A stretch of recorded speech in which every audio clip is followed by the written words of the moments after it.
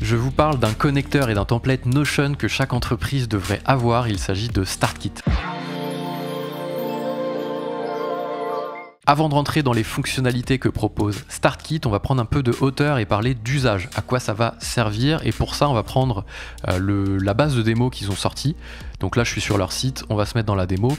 Ça va être divisé cet outil-là en 3 onglets, donc c'est une page que vous allez pouvoir publier. En fait, lorsque vous connectez votre Notion à StartKit, il va vous publier une page publique que vous allez pouvoir partager après avec vos clients, avec votre communauté, avec vos visiteurs, mettre ça quelque part, peu importe où, en tout cas tout le monde y aura accès. Ça va servir à quoi? Ça va servir à créer une stratégie build-in public, donc de faire participer la communauté à la création de votre produit ou votre service. En fait, les gens vont pouvoir voter sur les fonctionnalités qu'ils veulent avoir, sur les services que vous allez pouvoir proposer, sur les vidéos que vous allez pouvoir sortir. Bref, vous allez pouvoir mettre en ligne des votes pour que les gens votent sur ce qu'ils attendent de vous. Et ça, c'est ça qui est hyper important. Donc c'est divisé en 3, vous allez avoir ici les requests, donc désolé pour l'accent, hein, vous allez pouvoir mettre en ligne ici des features que vous allez pouvoir sortir dans votre entreprise, et les utilisateurs qui vont dessus vont pouvoir très bien dire ici, tiens, Nastybug ça m'intéresse, je vais voter pour. Et en fait, vous allez pouvoir faire participer votre communauté au développement de votre produit ou de votre catalogue de services. Ça, c'est le premier onglet. On va prendre un cas d'usage après derrière, tel que moi je l'ai utilisé. Ensuite, vous allez avoir la roadmap. Quand les fonctionnalités sont retenues parce que c'est celles qui ont retenu le plus de votes, vous allez pouvoir les mettre dans une roadmap et votre communauté va pouvoir suivre ce qui a été retenu, donc ce qui a été planifié, ce qui est en cours et ce qui est terminé. Donc ça, c'est la roadmap. Et ensuite, le troisième onglet, c'est le changelog.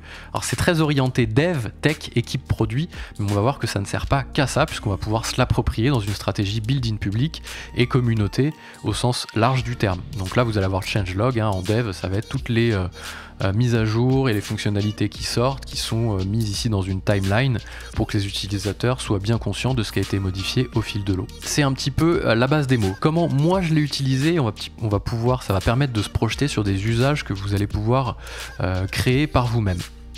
Moi je l'ai utilisé en tant que calendrier éditorial participatif. En fait, je m'explique, j'ai connecté mon Notion à StartKit, parce que c'est bien le but du truc, hein.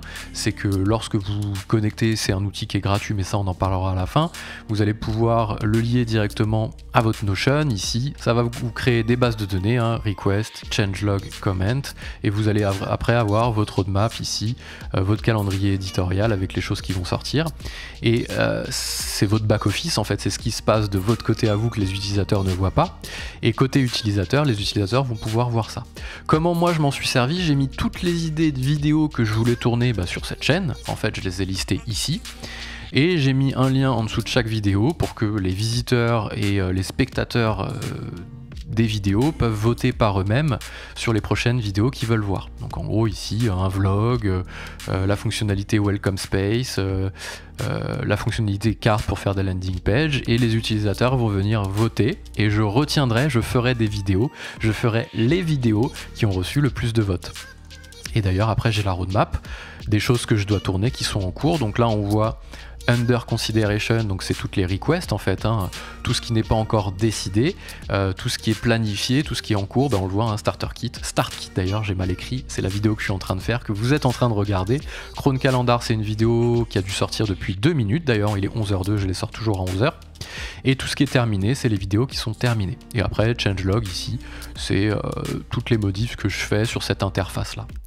Et donc ça va vous permettre de faire participer votre communauté à l'élaboration de votre catalogue de produits ou de services. C'est ce qu'on appelle des roadmaps publics, user voice. En fait, vous donnez la parole à vos utilisateurs. C'est très orienté équipe de dev et équipe produit. Lorsque vous développez un logiciel, un SaaS ou peu importe, vous allez mettre toute votre roadmap, tous vos sprints ici, tout votre backlog, on appelle ça comme on veut dans les requests. Les gens vont pouvoir voter et à chaque réunion de début de sprint, l'équipe produit choisit les fonctionnalités qui ont reçu le plus de votes. Ils les mettent dans la roadmap au niveau de la planification et quand c'est terminé, tous les utilisateurs sont au courant. Donc pourquoi je vous parle de cet outil-là? Parce qu'il y en a plein qui font ça, parce que justement, si on se remet sur StartKit, c'est un outil qui est directement intégré à Notion, donc vous n'avez pas besoin de sortir. Là, on voit que c'est, si je me mets dans mon Notion qui est là, il est où d'ailleurs? Je vais le rouvrir, voilà. Ça a créé directement à l'intérieur de toutes mes autres onglets Notion, mon CRM, mon calendrier, voilà, un champ produit dans lequel je vais gérer tout ça. Ça, c'est sa grande force, et aussi parce que c'est, si on regarde aussi au niveau des prix, la possibilité de l'utiliser avec un seul template, 25 total items, donc vous n'allez pas pouvoir en avoir plus en version gratuite. Bien sûr, après il y a une version premium, si vous voulez modifier un petit peu la mise en page, si vous voulez créer plus de templates, si vous voulez avoir des styles personnalisables, enlever de la page la marque StartKick, au niveau, je sais même pas où elle ressort d'ailleurs. Elle doit ressortir quelque part, mais je sais pas où. Moi, elle me dérange pas. Hein. De toute façon, comme ça participe au fait de faire connaître StartKit. Et après, vous pouvez même faire des custom domaines. Donc, plutôt que d'avoir une URL un peu moche ici, un tilt, et bien vous pouvez avoir votre sous-domaine à vous connecté directement à la fonctionnalité Start. Moi, j'ai fait de la redirection sur mon domaine. J'ai mis request.baptiste.bca pour que l'URL soit jolie. Par contre, après, c'est une redirection visible, donc ça redirige ici vers les requests. Voilà, vidéo très courte sur ce petit outil qui s'appelle StartKit que vous pouvez intégrer directement à votre Notion, qui vous crée, on l'a vu, les bases de données directement dans Notion et qui vous crée la page publique. Moi, je l'utilise pour la chaîne YouTube, comme je le montrais. On va peut-être même l'utiliser pour BLC, la société dans laquelle je bosse, pour partager une roadmap publique et aussi faire participer les utilisateurs aux fonctionnalités qu'ils veulent voir dans les prochaines semaines, les prochains mois, dans leur logiciel préféré. Voilà, mais moi je vous dis à trop vite pour de nouvelles aventures. N'hésitez pas à vous abonner et à mettre vos commentaires si vous avez des questions sur ce petit outil là. Ciao!